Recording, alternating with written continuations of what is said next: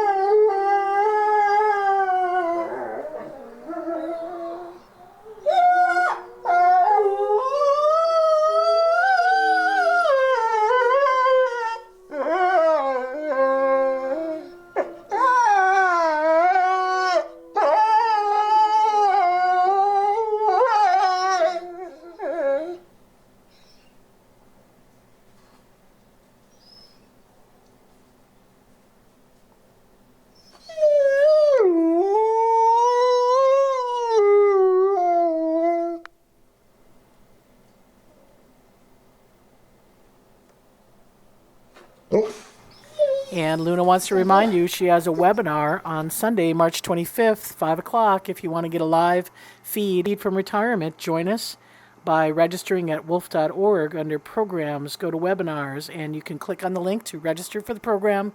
Registration will be open until Sunday at 2 o'clock. The program starts at 5 o'clock Central Standard Time. Have a good day.